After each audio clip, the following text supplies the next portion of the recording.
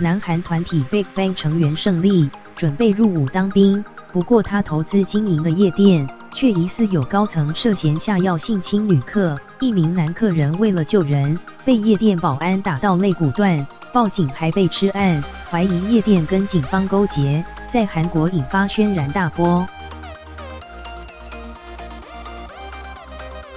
Big Bang 成员胜利经营副业开夜店，不过去年却传出疑似有高层性侵女客人事件，有一名男客人出手相助，却遭保镖架住围殴。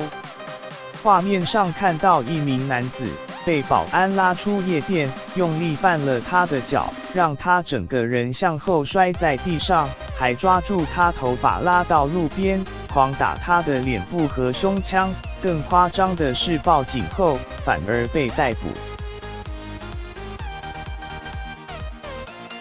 遭殴打金姓男子没有任何理由就把我铐上，当成是一个罪犯，保全全部否认施暴。我说放开，报警的是我，为什么要抓我？回顾整件事情发生，是因为金姓男子发现高层涉嫌下药性侵女客。画面上看到一名女子站不稳，却被拖进小房间。当时男子是想向保全求助，反而遭到集体暴力。